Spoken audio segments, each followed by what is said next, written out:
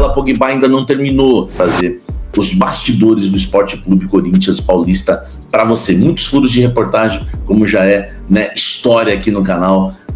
Memphis Depay, Renato Augusto e companhia, vários furos aí. Vou começar falando do Gustavo Henrique. Você estranhou, né, que o Gustavo Henrique ele não participou dos jogos do Corinthians na temporada 2025. Ele não jogou contra o Red Bull Bragantino, ele não jogou contra o Velo Clube, ele não jogou ontem contra o Água Santa.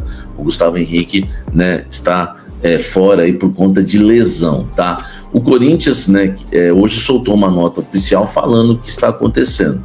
Ele sofreu uma lesão no tendão, né, do músculo adutor da perna direita, que a gente pode chamar de tendinite, né?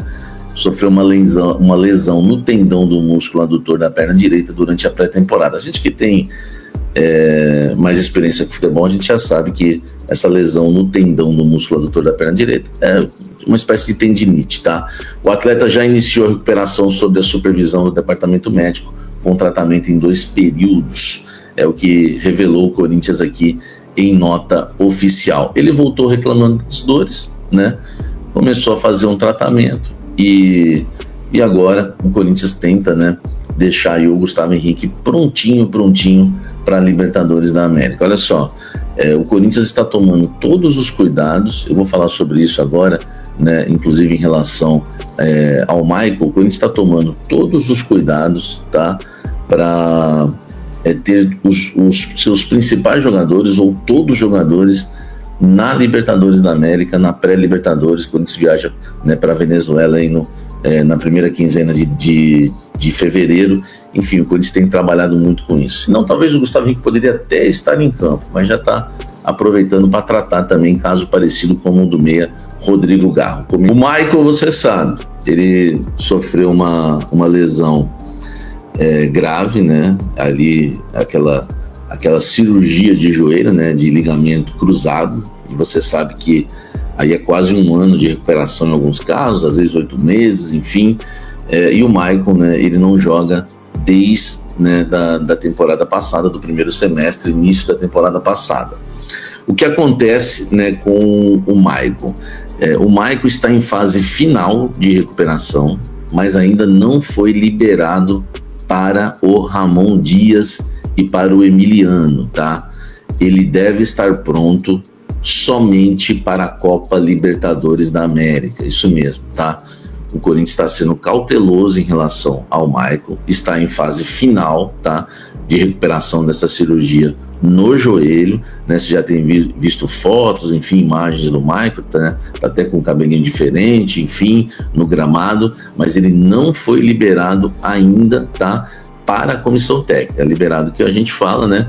É claro que ele já foi para o campo, mas ele não foi liberado ainda para, né, treinar com os companheiros, né, com o time principal, ficar aos cuidados do Ramon e do Emiliano e ficar à disposição. Isso só vai acontecer, tá? Isso só deve acontecer na Libertadores da América. O trabalho é até para que ele volte ali 1 jogo ou 2 jogos antes, né, para pegar um ritmo e aí sim, né, ir pro jogo brabo, que é o jogo de pré-Libertadores da América. Então, informação importante para você, tá? Você que fica com esperança aí do Michael voltar, por exemplo, contra o São Paulo, no Majestoso, do próximo domingo, que o Michael é o substituto ideal do Bidon, eu também acho, né? Muitos cafezeiros e cafezeiras comentam no chat e eu tô com vocês. Para mim, Canhotinho, jogando ali no losango do lado esquerdo, ele já estava bem ali jogando na posição no 4-3-3 do Antônio Oliveira, 4-1-4-1, jogando ali do lado esquerdo, já estava bem. Imagine no losango. Acho que o Corinthians, né, como não gastou, né, muito com o Michael, né, então dá pra gente considerar que é um bom reforço. Eu tô esperançoso ainda que o Michael volte bem, tá? Então vamos aguardar o Michael só na Libertadores. Quem sabe 1 ou 2 jogos para ganhar um ritmo ali, mas bem perto, na semana, tá?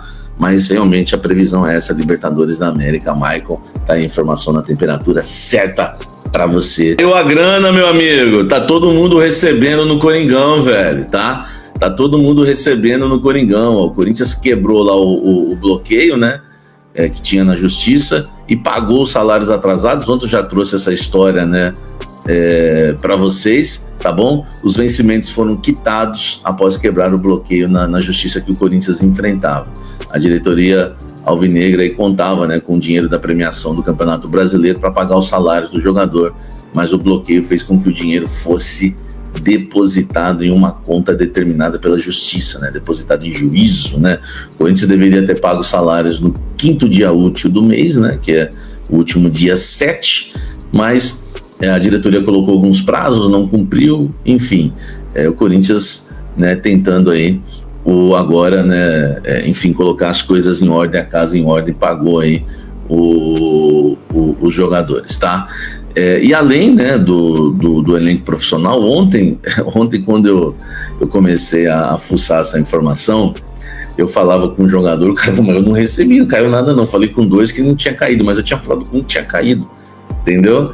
Aí, né, eu fui a uma fonte no Corinthians que me explicou, Samir, existe uma programação, tá? E essa pessoa do Corinthians até pediu para eu informar, né? Por isso que eu falei que a minha informação era diferente, né, de muita gente que estava dando.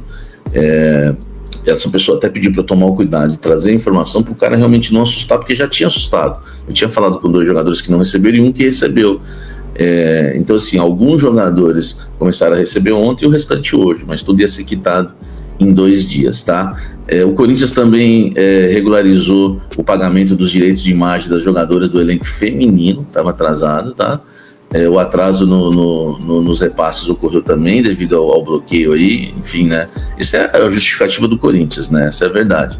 Também não dá para você ficar contando como que você vai pagar no mês com o dinheiro que vai entrar, entendeu? Você tem que contar com o que você tem ali já, receita de patrocínio, de, enfim, né, bilheteria, sei lá, tem que ser as suas receitas, senão vai ficar nessa, sempre, atrasou porque tinha um negócio ali. Não é assim, velho, não tem que atrasar, entendeu? E a gente, para não virar notícia, tá? O Corinthians ainda precisa realizar o pagamento das premiações, tá? Prometidas aí pela conquista da Libertadores 2024 e pelo vice-campeonato do Paulista, tá? Também na temporada passada. A quitação dos valores havia sido garantida às atletas até o fim de janeiro. O Corinthians ainda não pagou, ainda deve às meninas, tá? Do futebol feminino. Somente pela conquista da Libertadores, o Corinthians recebeu 2 milhões de dólares, 11 milhões e 600 mil na cotação da época como premiação da Conmebol. Tá? No Paulista, o clube garantiu 630 mil pagos pela Federação Paulista de Futebol. Meu amigo, é isso que as meninas reclamam, né? Recebeu a premiação e não pagou as meninas. Dando agora esse blend de informações para falar sobre Pogba. Na semana passada eu trouxe uma informação importante porque eu trato isso como prestação de serviço e respeito ao meu público, né? Aos cafezeiros e cafezeiras que me assistem. Por quê? Muita gente falava de Pogba, depois esqueceu, simplesmente ignorou, né? Não sei se acharam que erraram ou erraram e se esconderam, não falam mais sobre o assunto. Eu acho isso falta de respeito, porque estava todo mundo informando sobre o Pogba. Então eu sempre estou fuçando para saber o que aconteceu, o que pode acontecer.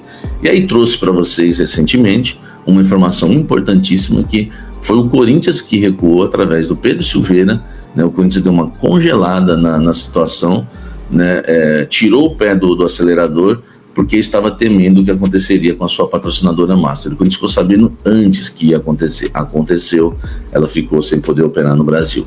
Depois ela conseguiu uma liminar, e aí o Corinthians, em contato com os representantes do Pogba, né, já estava ali em contato ainda.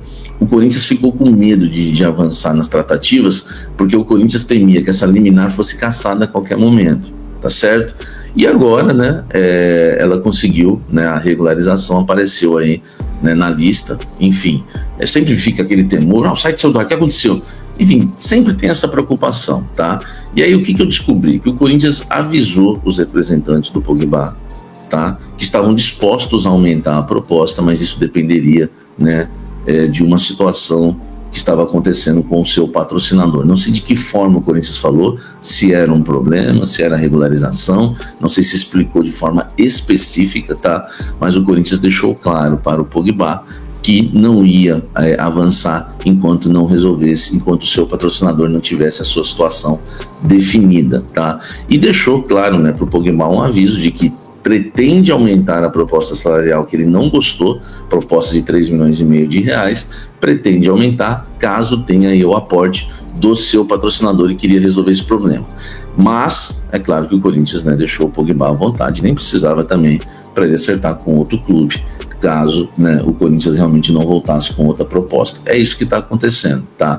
O Pogba tem proposta da Rússia na mesa, tem algumas outras ofertas que não agradaram e tem uma oferta do Corinthians que não é oferta, né? Que o Corinthians deu uma recuada, mas ele gostou, tá? Ele gostou, isso que é importante. A temperatura certa é essa.